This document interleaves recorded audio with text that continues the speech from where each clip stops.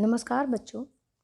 आज की इस वीडियो में हम सोल्व करेंगे हाफ ईयरली एग्ज़ाम सितंबर 2022। विषय इकोनॉमिक्स, क्लास 12th और समय है 90 मिनट्स और कुल अंक होंगे 40। पहला जो क्वेश्चन है वो MCQ है। पहले 1 से लेकर 10 तक जो प्रश्न है उनमें सही का निशान लगाना है और आगे के जो क्वेश्चन है 11 से 15 वो भी 1-1 मार्क्स के हैं और जो प्रश्न संख्या है 16 से 18 वो 2-2 मार्क्स के हैं और प्रश्न 19 से 21 3-3 मार्क्स और 22-23 जो प्रश्न संख्या है वो 5-5 मार्क्स की होगी। तो सबसे पहला क्वेश्चन हमारे सामने है बच्चों, आर्थिक समस्या से क्या अभिप्राय है। आर्थिक जो समस्या है उससे क्या अभिप्राय है। यहाँ पर 4 ऑप्शन हमारे सामने हैं। निर्धनता की समस्या, बेरोजगारी की समस्या, सीमित साधनों के चलते चुनाव की समस्या और काले धन की समस्या। तो यहाँ पर जो हमारा सही जो ऑप्शन है वो होगा गैर सीमित साधनों के चलते चुनाव की समस्या, क्योंकि हमारी आवश्यकताएं असीमित होती हैं और हमारे साधन सीमित होते हैं और हमें चुनाव करना पड़ता है। तो ये सी जो ऑप्शन है ये हमारा बिल्कुल सही है। नेक्स्ट क्वेश्चन है बच्चों, बजट रेखा कितनी वस्तुओं को एक साथ दिखाती है।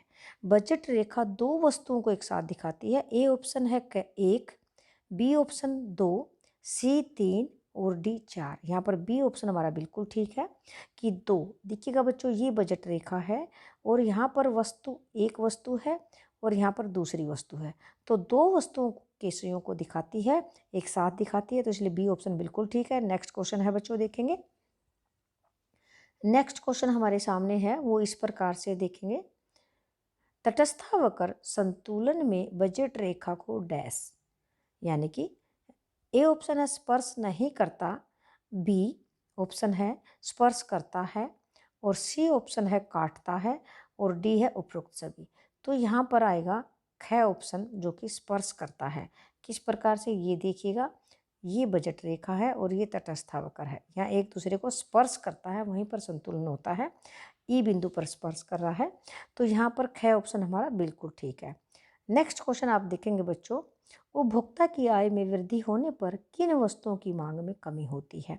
ए ऑप्शन घटिया वस्तुएं, बी गिफन वस्तुएं, सी सामान्य वस्तुएं और डी उपरोक्त सभी। तो यहाँ पर हमारा जो ख ऑप्शन है वो गिफन वस्तुएं, ये बिल्कुल सही उत्तर है बच्चों, क्योंकि जो गिफन पदार्थ है उन पर मांग का नियम लागू नहीं होता है। आय में वृद्धि होने से मांग बढ़ती नहीं है बल्कि मांग कम हो जाती है, तो वो गिफन वस्तुएं होती हैं। नेक्स्ट क्वेश्चन है 5वां, मांग का नियम सामान्यतः वस्तु की कीमत और वस्तु की मांग के बीच कैसे संबंध की व्याख्या करता है। देखो बच्चों, क ऑप्शन है धनात्मक, ख है ऋणात्मक और ग है दोनों और ग है इनमें से कोई नहीं। देखो, ऋणात्मक संबंध होता है, मांग का जो नियम बताता है उसमें मांग में और कीमत में ऋणात्मक संबंध है, तो इसलिए ख ऑप्शन हमारा बिल्कुल ठीक है। नेक्स्ट क्वेश्चन है, अल्पकाल में शिथिर व परिवर्ती साधनों के बीच का अनुपात कैसा होता है। परिवर्ती अनुपात का नियम भी उसको हम बोलते हैं, क्योंकि अनुपात बदलता रहता है। तो ऑप्शन क है शिथिर, ये नहीं है, और ग है लचीला, ये बिल्कुल ठीक है, फ्लेक्सिबल। और ग शिथिर व लचीला दोनों हो ही नहीं सकते और घ है इनमें से कोई नहीं, तो ख जो ऑप्शन है, जो बी ऑप्शन है फ्लेक्सिबल, वो हमारा बिल्कुल ठीक है। नेक्स्ट क्वेश्चन है, जब सीमांत उत्पादन शून्य होता है तो कुल उत्पादन क्या होता है। इसे मैं डायग्राम के माध्यम से दिखाऊंगी। देखो बच्चों, जब सीमांत उत्पादन शून्य होता है तो कुल उत्पादन क्या है। देखो, ये सीमांत उत्पादन है, ये वाला, तो ये शून्य है यहाँ पर, तो ये हाईएस्ट होता है अधिकतम। तो इसका हम देखते हैं ऑप्शन, शून्य, ऋणात्मक, अधिकतम, इनमें से कोई नहीं, तो ग ऑप्शन हमारा बिल्कुल ठीक है, अधिकतम होगा। 8वां प्रश्न है, पूर्ण प्रतियोगिता में फर्म का संतुलन कब होता है। MC=MR, MC=TR, ये गलत है। MC=TC, ये भी गलत है। AC=R, ये भी गलत है। देखो बच्चों, यहाँ पर क ऑप्शन बिल्कुल ठीक है, क्योंकि MC=MR। देखो, पूर्ण प्रतियोगिता में फर्म के संतुलन की 2 शर्तें होती हैं। MC=MR, ये पहली शर्त है, और दूसरी जो शर्त होती है वो होती है MC MR को नीचे से काटे, तो पहली शर्त यहाँ पूरी होती है, तो ये बिल्कुल पहली होगी, उसके बाद दूसरी, तो क्या ऑप्शन हमारा बिल्कुल ठीक है। कौन सी विशेषता एकाधिकारी प्रतियोगिता बाजार से संबंधित है? एकाधिकारी प्रतियोगिता है ये। देखो बच्चों, एक होता है एकाधिकार जिसमें एक विक्रेता होता है, ये नहीं है। और समरूप वस्तु, ये पूर्ण प्रतियोगिता की विशेषता है। वस्तु विभेद, एकाधिकारी प्रतियोगिता की दो विशेषताएं मुख्य होती हैं, एक होता है वस्तु विभेद और दूसरा होता है विज्ञापन लागत यानी कि विक्रय लागतें। तो यहाँ पर वस्तु विभेद सी ऑप्शन हमारा बिल्कुल ठीक है। और फर्म के प्रवेश और निकासी पर प्रतिबंध, ये एकाधिकार की है। तो एकाधिकारी प्रतियोगिता के लिए ये सी ऑप्शन यानी कि ग ऑप्शन बिल्कुल ठीक है। नेक्स्ट क्वेश्चन हमारे सामने है बच्चों, वो इस प्रकार से है। यदि 18% कीमत बढ़ने से पूर्ति 27% बढ़ जाए, पूर्ति 27%, तो पूर्ति की लोच क्या होगी? तो देखो ये बिल्कुल आसान सा है। देखो हम कीमत में प्रतिशत परिवर्तन नीचे लिखते हैं और मांग में या पूर्ति में प्रतिशत परिवर्तन ऊपर लिखते हैं। तो कीमत देखो 18% हम नीचे लिखेंगे और 27 ऊपर लिखेंगे। तो 9 तिया 27 और 9 दूनी 18, 3/2 यानी कि 1.5, 1 और 0.5, 1.5 यहाँ हम ऑप्शन ढूंढेंगे। 1.5 कै ऑप्शन हमारा 1.5 है, ख 0.5, ग 3.5, घ 2.5, ये ऑप्शन हमारा बिल्कुल ठीक है, कै। नेक्स्ट क्वेश्चन है बच्चों हमारे सामने, 11वां प्रश्न है।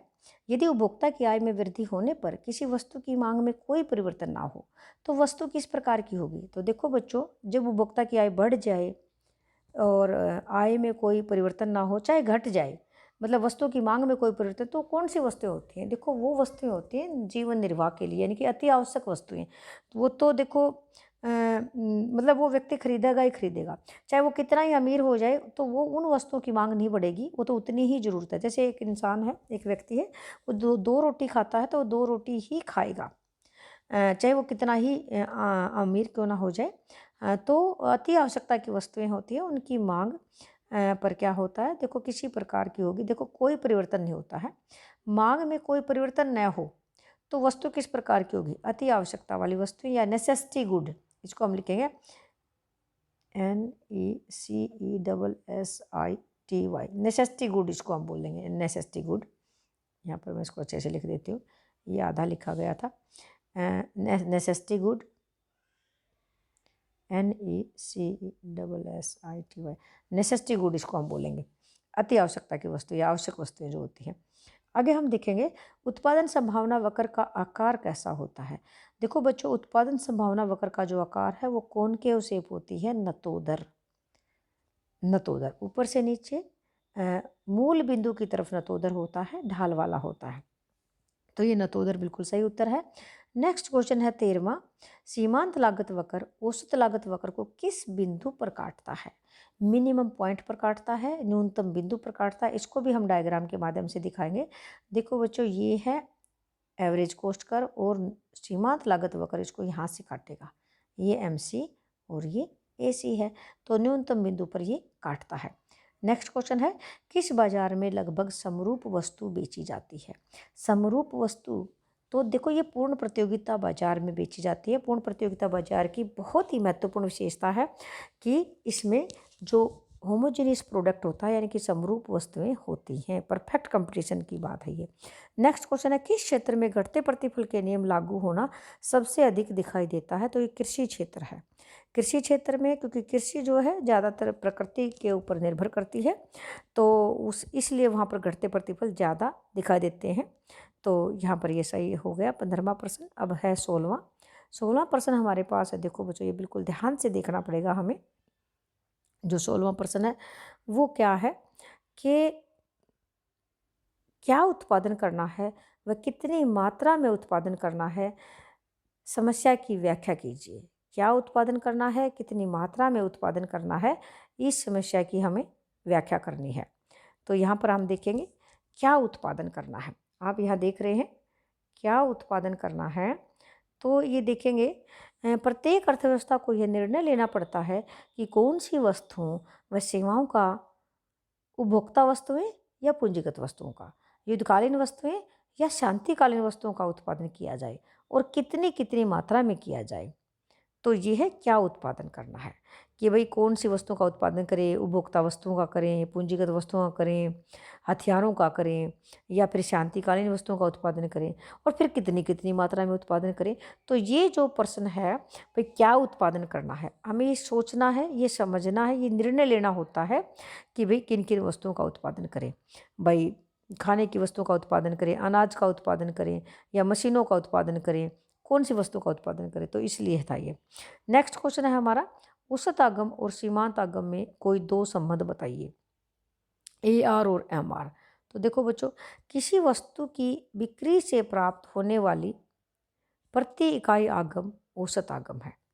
यानी कि औसत आगम क्या है, प्रति इकाई आगम को औसत आगम कहते हैं। और किसी वस्तु जबकि सीमांत आगम अतिरिक्त इकाई की बिक्री से कुल आगम में परिवर्तन है। सीमांत आगम कब होता है, जब एक अतिरिक्त इकाई को बेचने से कुल आय में जो परिवर्तन आता है उसको सीमांत आगम कहते हैं। देखो AR सदैव धनात्मक होता है, जबकि MR तीनों हो सकता है, पॉजिटिव, नेगेटिव और शून्य भी हो सकता है। यदि AR स्थिर है तो AR is equal to MR, यदि AR घट रहा है तो AR is greater than MR। देखो बच्चों, अगर मान लीजिए AR is equal to MR है तो ये पूर्ण प्रतियोगिता में ऐसा होता है, और AR और MR में अगर मान लीजिए दोनों बराबर नहीं हैं तो क्या होगा कि पूर्ण प्रतियोगिता में तो इस प्रकार से वक्र होता है, जबकि AR और MR का जो स्लोप अलग अलग है तो वो एकाधिकार के अंदर होता है। जैसे इसको हम इस प्रकार से दिखाएंगे, यहाँ स्पेस थोड़ा सा कम है हमारे पास, फिर भी हम इसको दिखाने की कोशिश करेंगे एकाधिकार में किस तरह से होता है। इस तरह AR अलग और MR अलग होता है। ओके, नेक्स्ट क्वेश्चन हमारे सामने है 17वां, और उसको हम देखेंगे, औसत आगम और सीमांत आगम में कोई दो संबंध बताइए, हम बता चुके हैं। अगला क्वेश्चन है 18वां, यदि आलू की कीमत 11 रुपये प्रति किलो होने पर आलू की मांग 120 किलो है, कीमत में 10% वृद्धि होने पर मांग घटकर 100 किलो रह जाती है, तो मांग की कीमत रोज ज्ञात करें। ये बहुत ही ईजी सवाल है, सम है, इसको हम देखेंगे ये किस प्रकार से है। देखो बच्चों, पहले बोला आलू की कीमत है 11 रुपये, तो हमने P लिख लिया 11, और इसकी मात्रा जो है मांग 120 किलो है, तो Q हो गया हमारा 120। फिर इसने बताया कि अगर कीमत में 10% की वृद्धि हो जाए तो मांग 100 रह जाती है, तो Q1 भी हमारे पास आ गया। अब 10% की वृद्धि कर देते P में, तो ये देखिएगा 11 है हमारे पास, लेकिन 10% यानी कि 10/100 गुणा में 11, तो कितनी वृद्धि हुई, 1 पॉइंट में 1, और 11 में जब हम 1.1 डालेंगे तो P1 आ जाएगा। ये हमारा हो गया। फॉर्मूला हमारे पास है डेल्टा Q, ये देखिएगा यहाँ पर हम फार्मूला डेल्टा Q बटे डेल्टा P, P बटा Q, फिर ये हमने फॉर्मूले में पुट किया, यहाँ पर देखेंगे डेल्टा Q डेल्टा P। अब ये देखिएगा यहाँ पर P1 में से P माइनस किया तो डेल्टा Q हमारे पास यहाँ पर ये दिखाया गया है 20, और क्योंकि 120 में से जब हमने 100 घटाया यहाँ पर ये देखिएगा, और बटे में क्या है कि डेल्टा P 1.1 और P 11 और Q 120 है। जब हमने काटा तो 11/6.6 आया, और फिर 6 इसका पॉइंट हटा करके यहाँ पर ये किया तो ये देखिएगा 10/6 यानी कि 1.6 जो कि ग्रेटर देन 1 है, इकाई से अधिक लोचदार है। तो क्वेश्चन हमारा हो गया। नेक्स्ट क्वेश्चन हमारा है, देखेंगे नेक्स्ट क्वेश्चन किस प्रकार से आप यहाँ पर देख रहे हैं, मांग का नियम किन वस्तुओं पर लागू नहीं होता, उदाहरण देकर स्पष्ट करें। देखो बच्चों, सबसे पहली बात है जो प्रतिष्ठा सूचक वस्तुएं हैं वहाँ पर भी मांग का नियम लागू नहीं होता है। जो वस्तुएं प्रतिष्ठा की सूचक होती है उनकी मांग तभी अधिक होती है जब उनकी कीमत भी अधिक होती है, जैसे हीरे, जवाहरात, कीमती कालीन, क्योंकि ये जितने ज़्यादा महंगे होंगे इतनी मांग भी उतनी ज़्यादा होगी। तो इसलिए यहाँ पर मांग का नियम लागू नहीं होता, क्योंकि मांग का जो नियम है वो ये बताता है मांग में और कीमत में विपरीत संबंध होता है। गिफन वस्तुएं, दूसरे प्रकार की जो वस्तुएं हैं वो गिफन वस्तुएं हैं। इन वस्तुओं का कीमत प्रभाव धनात्मक होता है।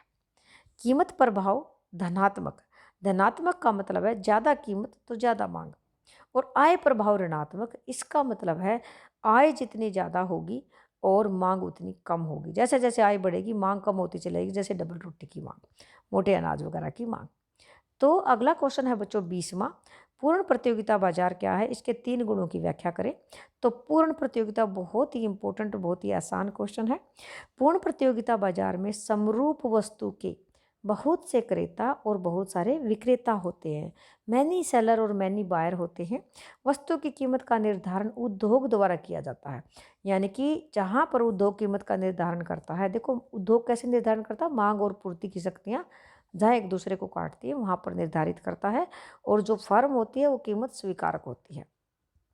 तो आप यहाँ देखेंगे बाजार में केवल एक ही कीमत होती है, फर्म कीमत स्वीकारक होती है। इसके गुण हैं समरूप वस्तुएं, क्योंकि पूर्ण प्रतियोगिता में वस्तुएं समरूप होती हैं, होमोजीनियस प्रोडक्ट होता है, और सभी को, उपभोक्ताओं को भी और उत्पादकों को बाजार की सिचुएशन का या उसकी पूर्ण ज्ञान होता है कि बाजार में क्या चल रहा है। पूर्ण गतिशीलता होती है, एक स्थान से दूसरे स्थान पर उपभोक्ता भी और विक्रेता भी जा सकते हैं।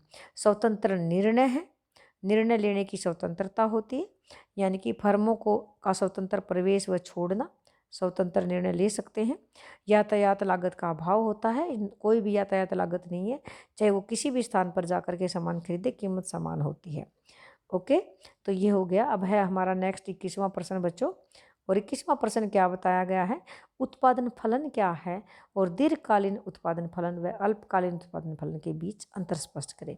उत्पादन फलन, देखो उत्पादन फलन से अभिप्राय है एक वस्तु के भौतिक कारक और भौतिक उत्पादन के बीच में पाए जाने वाले फलनात्मक संबंध से है।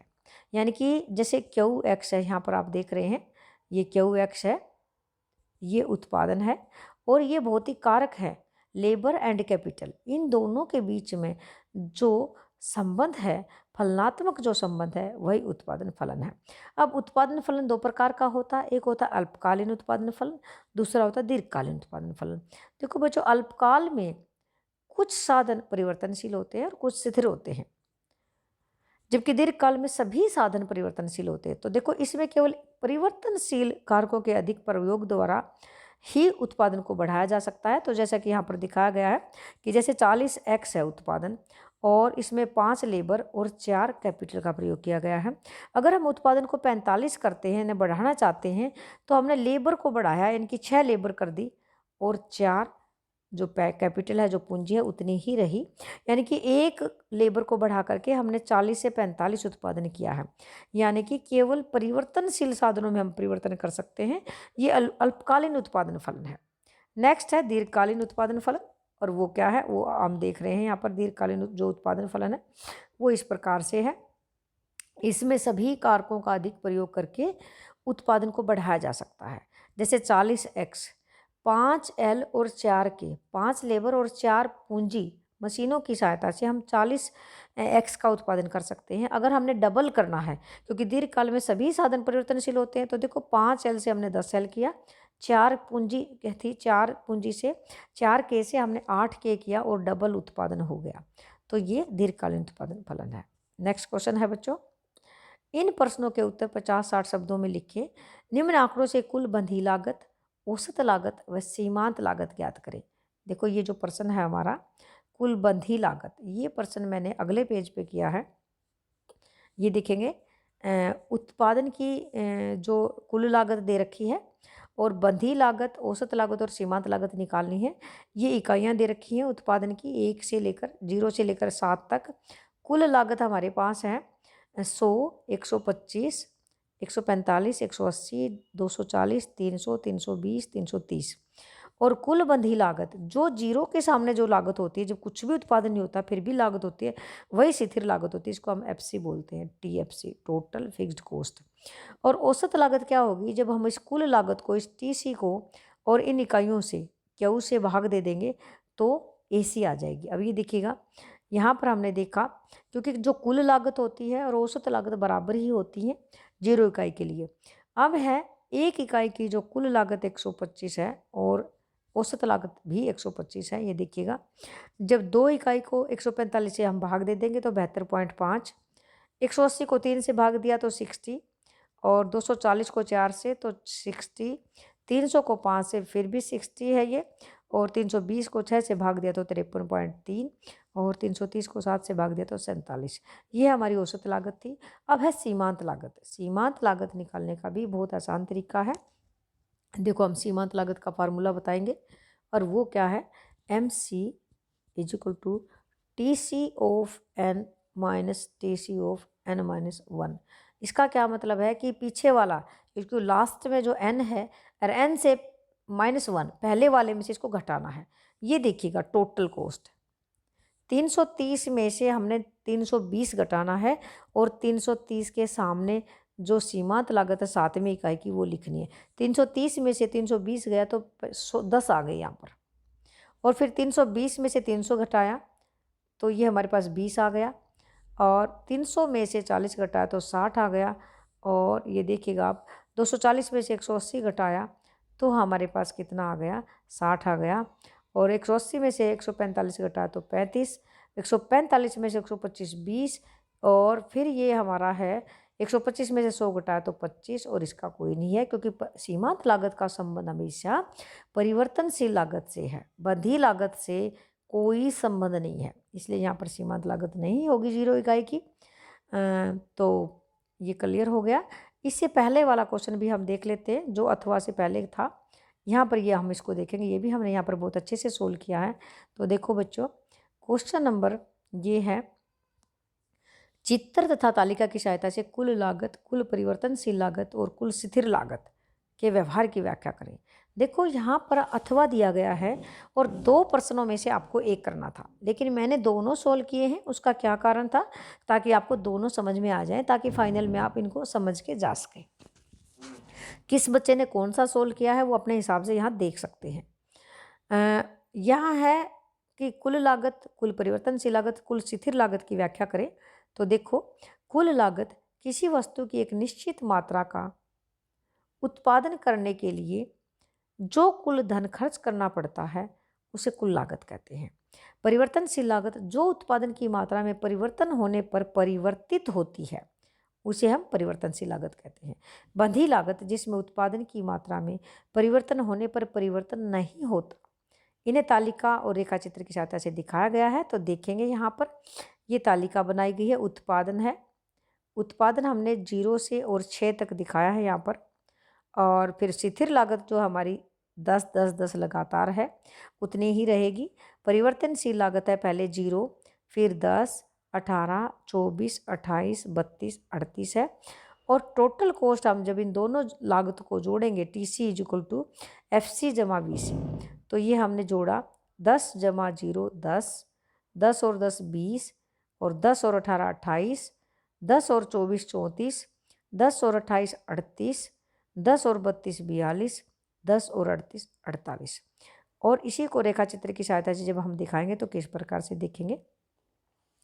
देखो, हमने देखा स्थिर लागत 10 है तो ये यहाँ से शुरू हो गई। स्थिर लागत x के समानांतर है, ये x था, और परिवर्तनशील लागत जो हमारी है वो किस प्रकार से है। देखो, वेरिएबल कॉस्ट 0, ये 0 से स्टार्ट है 0, उसके बाद 10, 10 के बाद फिर ये 18 24, इस प्रकार से हमारी परिवर्तनशील लागत है। और इन जब हम दोनों लागतों को जोड़ेंगे स्थिर को भी, तो यहाँ से ये रेखा आ गई है जैसा कि रेखा चित्र में दिखाया गया है। ये इस तरह से हमने सोल्व करना था। ओके बच्चों, नेक्स्ट क्वेश्चन हमारा है, ये हो चुका है। इससे नेक्स्ट है 8वां पेज है, ये हम यहाँ देखेंगे। पूर्ण प्रतियोगिता बाजार में वस्तु की संतुलन कीमत का निर्धारण कैसे किया जाता है, रेखा चित्र द्वारा समझाएं। तो देखो बच्चों, यहाँ पर हम ये क्वेश्चन दिखाएंगे। पूर्ण प्रतियोगिता बाजार में वस्तु की संतुलन कीमत का निर्धारण बाजार मांग और बाजार पूर्ति की परस्पर शक्तियों द्वारा किया जाता है, जैसा कि तालिका व रेखा चित्र द्वारा स्पष्ट किया गया है। ये देखेंगे आप, यहाँ पर कीमत दिखाई गई है 5 4 3 2 1, और ये है आइसक्रीम की पूर्ति और ये है आइसक्रीम की मांग। यहाँ इसको बिल्कुल ध्यान से आप देख सकते हैं। तो यहाँ पर देखा हमने आइसक्रीम की मांग और पूर्ति कहाँ पर बराबर है। 30 आइसक्रीम की मांग है और 30 ही पूर्ति है, और किस कीमत पर है, 3 कीमत पर है। तो ये संतुलन कीमत है और ये संतुलन पूर्ति और मांग है। तो मांग और पूर्ति ये दोनों बराबर ही है। तो जैसा कि रेखा चित्र में दिखाया गया है, यहाँ आप देखेंगे ये 3 कीमत है और ये संतुलन मात्रा है 30 पर, ये मांग और ये पूर्ति, और ई बिंदु पर संतुलन है। जैसा कि यहाँ पर हमने बताया भी है कि देखिएगा तालिका 1 से ज्ञात होता है कि जब आइसक्रीम की कीमत 3 रुपये हो जाती है और मांग और पूर्ति दोनों बराबर 30 इकाइयाँ ही हैं, अतः 3 रुपये ही संतुलन कीमत है। रेखा चित्र 1 में ओ एक्स एक्स पर वस्तु की मात्रा, ओ वाई एक्स पर कीमत ली गई है और डी डी मांग वक्र और एस एस पूर्ति वक्र है, जो ई बिंदु पर एक दूसरे को काटते। ये है हमारा ई बिंदु और जो कि संतुलन बिंदु है, और 3 रुपये संतुलन कीमत है। तो ये क्लियर हो गया हमारा क्वेश्चन। नेक्स्ट क्वेश्चन है बच्चों, नेक्स्ट क्वेश्चन हमारा बहुत इंपॉर्टेंट क्वेश्चन है। ये अथवा में था, प्रश्न नंबर 23 का जो अथवा भाग था उसमें था, लेकिन फिर भी हमने किया क्योंकि बच्चों की पता नहीं कौन सा समझ में आ जाए और फाइनल में ये काम आ सके। तो देखो पूर्ण प्रतियोगिता क्या है और एकाधिकार क्या है, इसमें अंतर था। पूर्ण प्रतियोगिता में समरूप वस्तु के बहुत से क्रेता और बहुत सारे विक्रेता होते हैं। फर्मों के समूह को उद्योग कहा जाता है। एकाधिकार में वस्तु का केवल एक ही विक्रेता होता है और बहुत सारे क्रेता होते हैं। फर्म और उद्योग में कोई अंतर नहीं होता, फर्म ही उद्योग है। दूसरा पॉइंट है अंतर का, पूर्ण प्रतियोगिता में वस्तुएं समरूप होती हैं, एकाधिकार में वस्तुएं समरूप हो भी सकती हैं और नहीं भी हो सकती हैं। तीसरा पॉइंट है हमारा, पूर्ण प्रतियोगिता में एक कीमत पाई जाती है, यानी कि यूनिफॉर्म प्राइस होता है। फर्म कीमत स्वीकारक होती है, निर्धारक नहीं होती है, क्योंकि फर्म उद्योग द्वारा तय की जाती है। एकाधिकार में कीमत का निर्धारक एकाधिकारी स्वयं होता है, एकाधिकार में कीमत विभेद पाया जाता है। चौथा जो पॉइंट है वो है, पूर्ण प्रतियोगिता में फर्मों के प्रवेश की स्वतंत्रता होती है, यानी कि कोई भी फर्म आ भी सकती है और जा भी सकती है, अर्थात free entry and exit of the firm होता है। एकाधिकार में फर्मों के प्रवेश पर रुकावट होती है, क्योंकि अगर फर्म प्रवेश कर जाएंगी तो फिर एकाधिकार ही खत्म हो जाएगा। अगला है पॉइंट, पूर्ण प्रतियोगिता में बाजार की दशाओं का पूर्ण ज्ञान होता है, एकाधिकार में बाजार की दशाओं का पूर्ण ज्ञान नहीं होता है। पूर्ण प्रतियोगिता में फर्मों को सामान्य लाभ प्राप्त होते हैं, एकाधिकार में नई फर्मों के प्रवेश पर प्रतिबंध होने के कारण असामान्य लाभ प्राप्त होते हैं, हमेशा असामान्य लाभ प्राप्त होते हैं। आगे है, पूर्ण प्रतियोगिता की स्थिति में यानी कि ज़्यादातर असामान्य लाभ प्राप्त होते हैं, ये दिखाया गया है यहाँ पर, क्योंकि उसको अगर मान लीजिए हानि होगी तो वो मतलब कम बेचेगा, उसका मतलब ये है। अब है पूर्ण प्रतियोगिता की स्थिति में मांग वक्र एक्स एक्स के समानांतर होता है, औसत आगम और सीमांत आगम बराबर होते हैं, दोनों एक समान होते हैं। और एकाधिकार में मांग वक्र नीचे की ओर झुकी हुई होती है, सीमांत आगम और औसत आगम से कम होता है, यानी कि एम आर नीचे होता है ए आर के, ए आर और एम आर विभिन्न होते हैं, जैसा कि रेखा चित्र में दिखाया गया। आप देखते हैं, देखो ए आर जो है और एम आर ए आर के नीचे है, और ये देखिएगा, और यहाँ ये पूर्ण प्रतियोगिता के अंदर है, एक्स एक्स के समानांतर है। यहाँ आपने देखा ये है, ये एक्स एक्स के समांतर A R equal to M R होता है, ये पूर्ण प्रतियोगिता के अंदर होता है। तो ये सभी थे अंतर पूर्ण प्रतियोगिता में और एकाधिकार में। तो प्यारे बच्चों, ये था हमारा 40 मार्क्स का क्वेश्चन, और मैं उम्मीद करती हूँ कि आपको बहुत अच्छे से समझ में आया होगा। इसी के साथ बहुत बहुत धन्यवाद।